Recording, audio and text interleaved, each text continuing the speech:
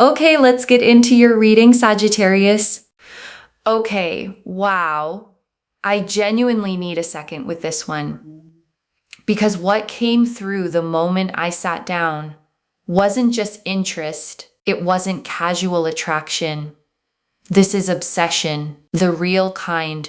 The kind where a person cannot stop thinking about you no matter how hard they try to redirect their own mind. And here's the twist your guides want you to hear before anything else. This reading is not about rushing back to them. It is about you taking every single bit of the time you actually need on your own terms, at your own pace. Drop a comment right now and say, I take my time. And if you haven't subscribed yet, please subscribe and turn on that notification bell. Okay, let's go all the way in. And before I pull a single card, I want to name exactly what I felt in your energy the moment I connected today. You are in a healing season, not a falling apart season, a genuinely healing one, deliberate and quiet. The kind where you're not chasing anyone, not checking anyone's messages every few minutes, not organizing your whole day around whether someone reaches out to you. And that stillness is exactly what has driven this person into the obsession your guides are about to describe. Because nothing pulls someone in harder than watching someone genuinely heal without them, without needing them to complete the picture at all. And I want to be honest with you about something before we go any further. This reading is not going to tell you to run back to them the second it's over. It's not going to tell you that their obsession means you should drop everything you're doing. Your guides are far more interested in protecting the healing you've already started than they are in rushing you toward any particular outcome, even a happy one. So hold both things at once as we go, the reality of what they feel and the complete uncompromised right you have to keep healing at whatever pace your own heart actually needs. Okay, first oracle card. This isn't a small crush, it's a genuine obsession that surprised even them. And your guides led with this because they want you to feel the actual scale of it. This person did not plan to feel this way. They did not sit down logically and decide to become consumed by thoughts of you. It happened to them. The way obsession always happens, slowly, then all at once, until they looked up one ordinary day and realized you were in every corner of their mind, whether they wanted you there or not, whether it was convenient or not, whether they had room for it in their life or not. And that surprise is part of what makes it real. You cannot fake the specific quality of someone who is genuinely, involuntarily, completely obsessed with another person. Okay, second oracle card. They think about you at the worst possible times and it embarrasses them. And this oracle card gets specific because this isn't a controlled, convenient kind of thinking about you that they can schedule for a quiet moment alone. It happens at work, in meetings, in the middle of conversations with other people where they suddenly lose track of what's being said because your face just appeared in their mind out of absolutely nowhere, completely uninvited, and it embarrasses them because they have always prided themselves on being composed, on being someone who doesn't lose focus over anyone, and you have completely undone that carefully constructed image they had of themselves. Okay, third oracle card. Your absence is louder to them than your presence ever was. And here is something your guides really want you to sit with. The space you've created, the distance, the quiet, the healing time you've deliberately taken for yourself is louder to this person than anything you ever said or did while you were close to them. Because presence is easy to take for granted. Absence is not.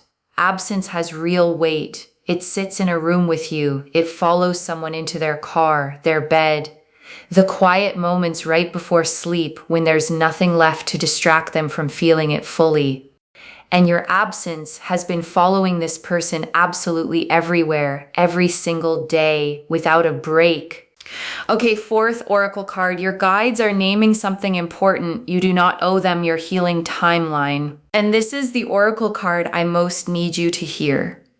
Because there is a pressure that can quietly creep in when you realize someone is this obsessed with you. A pull to speed things up, to reward the obsession, to think, well, if they feel this much, maybe I should hurry up and let them back in before I've actually finished healing myself first. And your guides are saying clearly, with absolutely no room for confusion, no, their obsession is not a deadline for your healing. It is not a countdown clock you are obligated to beat for them. You get to heal at the pace your own nervous system actually requires, not the pace that would feel most flattering to someone else's longing for you. Okay, fifth oracle card. This obsession has already changed how they treat everyone else. And your guides are showing me something interesting here. This isn't just affecting how they feel about you specifically. It's affecting everything around them in their whole life. They've become distracted with other people, shorter with friends than they used to be, less interested in things that used to hold their attention easily and effortlessly. Because so much of their internal bandwidth is being spent on you that there's genuinely less of them left over for anyone or anything else in their entire life right now. Okay, sixth oracle card. They've tried to talk themselves out of this and it hasn't worked. And this oracle card is honest. And it's important you hear the honesty of it. This person has tried the normal things people try, distraction, telling themselves it will fade with enough time, keeping busy, maybe even dating other people, doing everything a reasonable, sensible person does to get over someone they feel they can't have right now. And none of it has actually worked. Because real obsession doesn't respond to logic or effort or sheer willpower. It responds only to time, to real truth being spoken, and eventually to actual action instead of more avoidance. Okay, seventh oracle card. There's a specific memory of you that they replay more than any other, and your guides are showing me something tender here. There is one particular memory, a small, ordinary moment, maybe something that felt completely unremarkable to you at the actual time it happened, that this person replays more than any other memory they have. The way you laughed at something small and silly, a specific offhand thing you said once. The way you looked in one particular light on one particular ordinary day. And that small, unremarkable moment has become, in their mind, one of the most significant memories they carry of anyone at all, anywhere in their life. Okay, eighth oracle card. Healing at your own pace is not selfish. It's the thing that actually makes this real. And your guides want to reframe something important for you, because taking your time to heal might feel, at certain moments, like you're being unkind or making them wait too long for no good reason, and your guides want to correct that thought pattern completely. Your healing is not selfish. It is the exact thing that determines whether whatever comes next is built on something real and lasting, or built on urgency and fear of loss instead. A relationship rushed purely to soothe someone else's obsession rarely holds together under real pressure. A relationship entered once you are actually whole again holds for good and doesn't crack the first time things get hard. Okay, ninth oracle card. This person is starting to understand that obsession isn't love yet. It's the beginning of it. And your guides want to be precise here because this genuinely matters. Obsession by itself is not the same thing as love. It's intensity, it's fixation. It can be the beginning of something real and lasting, or it can simply stay stuck at wanting without ever actually growing into loving someone well. And the good news your guides are showing me is that this person is starting to understand that difference clearly. They are beginning to realize that wanting you back means genuinely nothing if they can't actually show up and love you well once they finally get there in front of you. Okay, 10th oracle card. There's a version of them forming that's actually worthy of what you're healing into. And your guides saved this one because it's genuinely hopeful without rushing anything at all. This obsession, painful as it clearly is for them, is actually doing something underneath the surface. It's cracking open patterns they've probably carried for a very long time. Emotional avoidance, fear of real vulnerability, the habit of taking people for granted until they're already gone. And a different version of them is slowly forming underneath all of that discomfort. One that might actually be worthy of the healed, whole version of you that's emerging on the other side of this whole season. Okay, 11th oracle card. Your healing has its own timeline and it will not be rushed by anyone's urgency. And your guides want this repeated clearly because it's the core message underneath the entire reading today. Your healing has its own timeline. It is not on their clock at all. It is not accelerated by how obsessed they become, or by how many times they almost reach out and don't, or by how loudly their longing for you shows up in a spread of cards. Your nervous system, your heart, your own quiet process of becoming whole again moves at exactly the speed it genuinely needs to move at, and not one single bit faster than that. No matter who's waiting. Okay, 12th oracle card. When you do decide to engage again, it will be because you chose it, not because you were pulled by their need. And this oracle card matters most for how this whole thing ultimately resolves. Whatever happens next between you and this person, whether it's a real lasting reunion, a carefully boundaried friendship, or simply you moving forward without them entirely, it is going to happen because you decided it deliberately from a place of genuine strength, not because their obsession finally became loud enough to pull you back in before you were actually ready for that kind of step. Okay, 13th oracle card. This obsession is teaching them something about themselves they've never had to face before.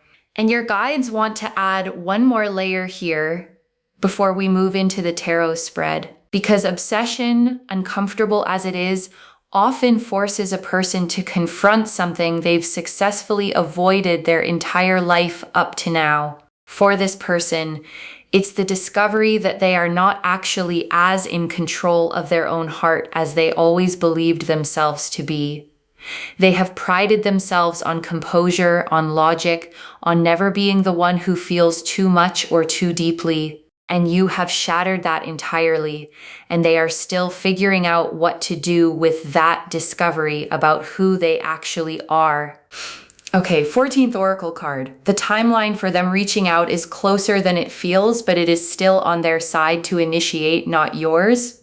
And your guides want to say this clearly. The moment where they finally reach out for real is closer than the current quiet might suggest to you right now. But your guides want to be very, very clear about something. This is theirs to initiate, not yours to chase, not yours to hurry along, not yours to check on every single day, wondering if today is finally the day.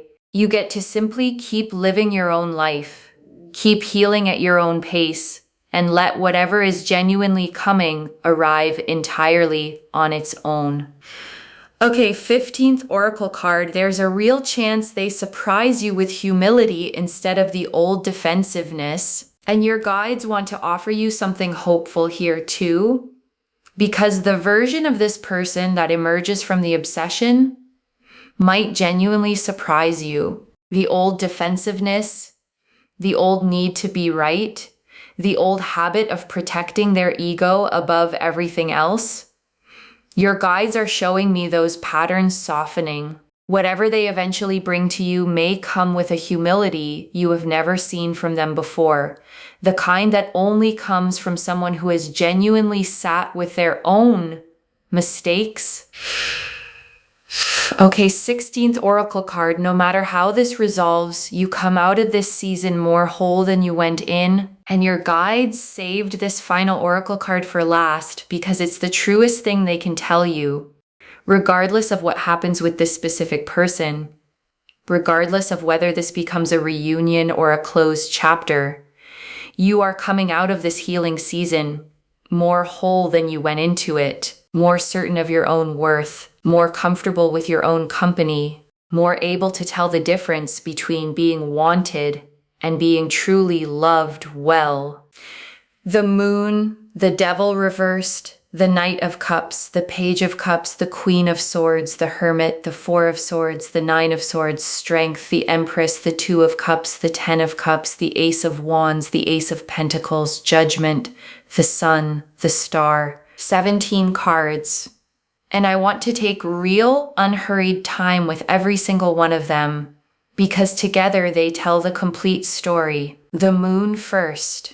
And the moon is obsession in its purest, most undiluted form. The dream state, can't tell what's real energy of someone completely consumed by feeling, unable to find solid ground underneath any of it. This card confirms exactly what the oracle cards already showed.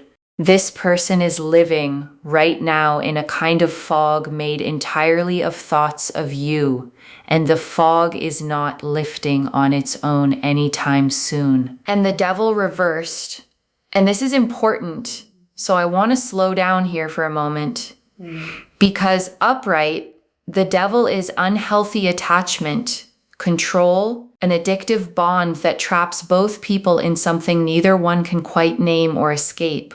Reversed. It's the breaking of exactly those chains. And what this tells me is that whatever unhealthy pattern existed between you two before, the chasing, the taking for granted, the imbalance in who was always showing up more, is genuinely loosening its grip now. This obsession, as intense as it clearly is not pulling either of you back into the old, unhealthy version of the bond you used to share. And the Knight of Cups. And this is romantic pursuit in full motion. Someone riding forward, led entirely by feeling rather than by any careful strategy, chasing something they want with their whole heart out in front of them like a banner. This is their energy right now. Not calculated, not manipulative in the slightest. Just genuinely emotionally driven toward you, even when they know full well that you're not ready yet. And the Page of Cups. And this is the message that's forming inside them right now. Young, sincere, a little unsure of itself, kind of energy, holding something out with both hands and quietly hoping it isn't dropped or rejected outright. Whatever they eventually say to you is going to carry that same sincerity, not smooth, not rehearsed to a shining polish, just genuinely offered the way a real, unpolished confession usually sounds when it finally comes out. And the Queen of Swords. And this is also you sitting right alongside the Hermit in this reading. Clear-eyed, discerning, not cold at all, just no longer willing to give her heart away freely to anyone who hasn't earned the right to actually hold it carefully. This queen doesn't chase, doesn't beg, doesn't shrink herself down to make anyone else more comfortable. She simply sees clearly and waits patiently for someone to actually meet her at that exact level. And the Hermit, and this is you as well. Your season of withdrawal, your choice to step back, go quiet, sit with your own lantern instead of chasing anyone else's light or waiting endlessly on anyone else's timeline. And the Hermit is one of the most powerful cards you could possibly be living inside of right now, because it's the card of real, genuine self-discovery and deep, necessary healing. Not isolation for its own sake at all. And the Four of Swords. And this is rest, recovery, the deliberate, chosen stillness that actually repairs what constant motion never could have on its own. This card confirms that your healing season isn't wasted time, isn't you falling behind on anything important. It's the exact medicine you genuinely needed all along and are finally giving yourself. And the Nine of Swords, and this is their sleepless anxiety shown to me plainly. Lying awake at night, mind racing, unable to quiet the thoughts that circle back to you every single night without fail or mercy. This card confirms the obsession has a very real cost for them personally, and it's not a comfortable cost for them to carry alone. And strength, and this is your composure through all of this. Your ability to feel the pull of their intensity without letting it override your own timeline or your own genuine needs. The woman in this card doesn't fight the lion or run from it in fear. She holds it gently with total, unshakable authority that comes from within her. And that's exactly what you're doing with this entire situation right now, whether you fully realize it yet or not. And the Empress, and this is who you are becoming on the other side of your healing journey. Abundant, creative, full in yourself, radiating outward without needing anyone to fill you up first before you can shine. And this Empress energy is exactly what's pulling this person's obsession deeper and deeper by the day, because there is nothing more magnetic in this world than someone who has stopped waiting and started genuinely living again. And the Two of Cups. And this is mutual choosing if and when it eventually genuinely comes. Two people facing each other directly, both fully present and both fully in it, with no one holding back. This card shows the potential outcome, not forced, not rushed. Just two people genuinely choosing each other from equal, solid ground this time around. And the Ten of Cups.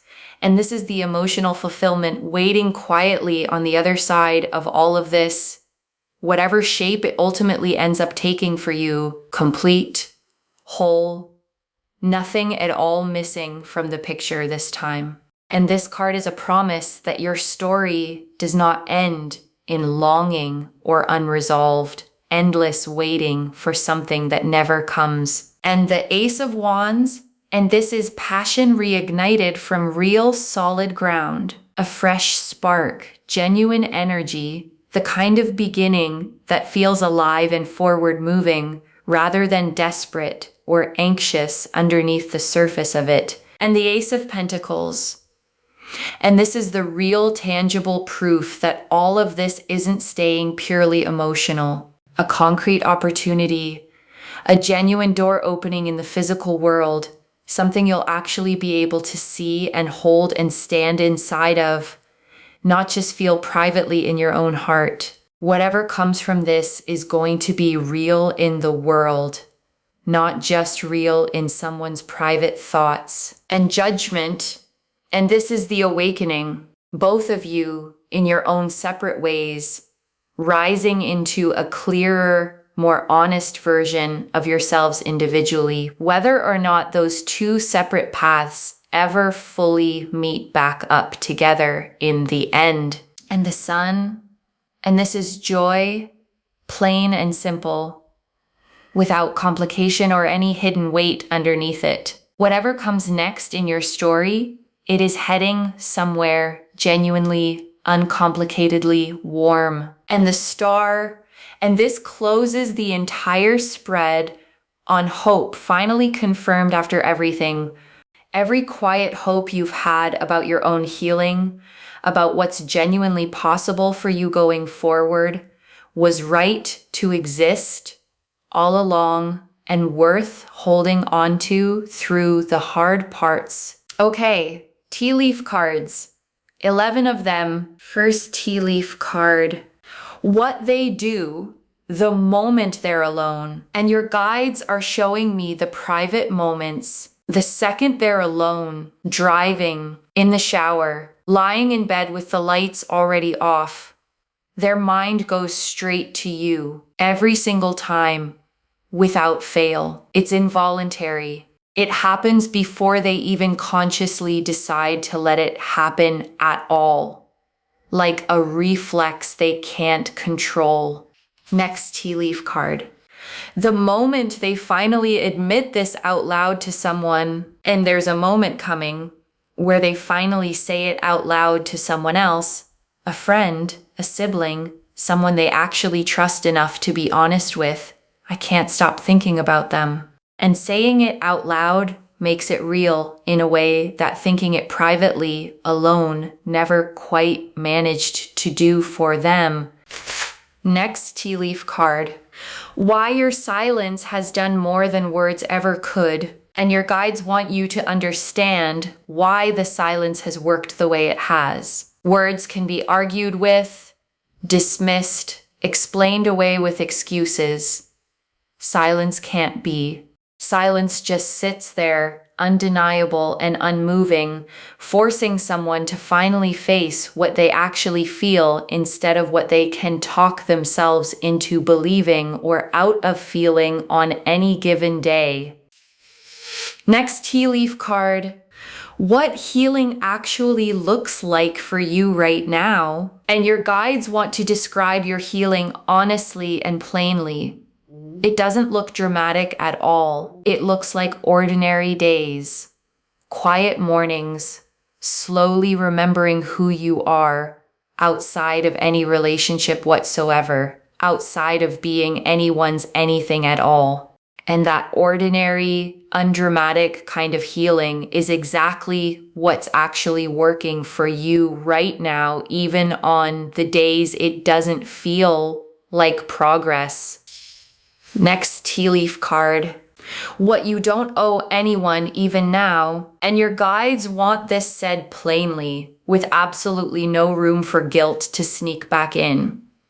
You don't owe anyone your timeline, not a fast response, not a quick decision, not gratitude for someone finally noticing what they honestly should have valued the entire time you were already right there beside them. Next tea leaf card. How their behavior around others is already shifting because of this, and people close to them have already started to notice something is different, a distraction that wasn't there before, a shorter temper than usual, a person who used to be fully present in conversation now drifting somewhere else entirely in their own head, mid-sentence sometimes, more often than they ever used to before any of this began with you. Next tea leaf card. What changes in them once real accountability sets in? And there's a real shift coming in how they see their own role in all of this. Less blame pointed outward at circumstances, more honest ownership pointed squarely at themselves. Finally realizing what they didn't do, what they took for granted, and sitting with that discomfort directly instead of deflecting it or running from it the way they might have before all of this. Next tea leaf card. A moment coming where they see something of yours and it hits differently than before, and your guides are showing me a specific small moment. They see something of yours, a photo, a post, something completely simple and unremarkable on the surface, and it hits them very differently than it ever has before. Not because anything about you changed dramatically overnight, but because they're finally seeing you clearly instead of through the old filter of taking you for granted the way they used to. And that small, quiet moment does something 1,000 conversations never quite managed to do for them. Next tea leaf card. What it will feel like in your own body when they finally reach out. And your guides want you genuinely prepared for this moment whenever it actually comes for you. You won't feel desperate relief flooding through you. You won't feel like you've been rescued from anything. You'll feel calm, steady, the specific grounded feeling of someone who healed enough on her own that this now feels like a genuine bonus in her life, not a rescue she was desperately waiting for all along. Next tea leaf card. The version of this story where you never look back. And your guides want to name this possibility clearly because it's just as valid and complete as any reunion story could be. There's a version of your story where you heal fully, build something entirely new for yourself, and simply never need to look back at any of this at all, not even once. And that version is just as complete, just as good, and just as whole as any other path the cards could show you today. And the last tea leaf card. You whole at your own pace, whichever way this goes. And your guides ended here because this is the image they want you to hold above absolutely everything else in this reading. You whole. Not rushed by anyone. Not defined by someone else's obsession with you. Simply healing on your own time. Whichever direction this story ultimately ends up taking you toward next. Okay, final message from your guides. Just one. Take your time. Nothing about their obsession changes your timeline. Take your time. That's the whole instruction. One instruction. Just that. Because the moon confirmed the obsession is completely real. And the Hermit and the Queen of Swords confirmed your healing is valid and genuinely needed right now. And Strength confirmed you can hold all of this without being pulled off your own path by it. And the Empress confirmed the fullness you are growing into, with or without anyone else. And the Star confirmed every quiet hope you have about your own future was right to hold on to through all of it. So take your time, however long that turns out to actually be, without apology to anyone at all. Okay, to bring this home, they're obsessed, and you get to take all the time you need. And the cards showed us everything. Your guides told us this isn't a small crush, it's real obsession that genuinely surprised even them. That they think of you at the worst possible times and it embarrasses them deeply. That your absence is louder to them than your presence ever was. That you do not owe them your healing timeline no matter how much they long for you. That this obsession has already changed how they treat everyone else around them. That they've tried to talk themselves out of it and it simply hasn't worked. That there's one specific memory of you they replay more than any other. That healing at your own pace is what makes this real instead of rushed and fragile. That obsession isn't love yet, it's only the beginning of it. That a worthier version of them is slowly forming underneath the discomfort of all this. That your healing has its own timeline, completely immune to anyone's urgency. That whatever happens next will happen because you chose it, not because you were pulled toward it. That this obsession is teaching them something about their own heart they've never had to face before. That the timeline for them reaching out is closer than it feels, but it remains entirely theirs to initiate. That there's a real chance they surprise you with genuine humility instead of old defensiveness. And that no matter how any of this resolves, you come out of this season more whole than you went into it. The moon showed the obsession itself plainly and completely. The Devil reversed showed old unhealthy patterns finally, genuinely loosening their grip. The Knight of Cups showed their emotional, heart-led pursuit of you. The Page of Cups showed the sincere, nervous message forming inside them right now. The Queen of Swords and the Hermit and the Four of Swords together confirmed your valid, genuinely powerful healing season. The Nine of Swords showed the real sleepless cost this is taking on them personally. Strength showed your composure holding steady through all of it. The Empress showed the magnetic wholeness you're growing into with or without them in the picture. The Two of Cups and the Ten of Cups together showed the possibility of real, mutual fulfillment down the road ahead. The Ace of Wands and the Ace of Pentacles showed passion reignited alongside something real and tangible in the physical world. Judgment showed both of you awakening, each in your own separate way.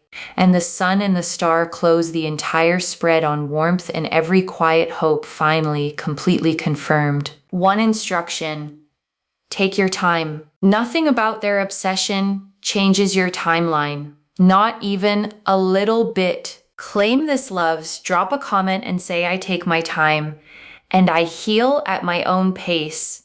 And my healing is not selfish, because every word of that is true. Save this, share it today, and come back and tell me how your own healing is going, wherever you are in it right now. If this resonated, please give this video a thumbs up, drop a comment and tell me what hit hardest.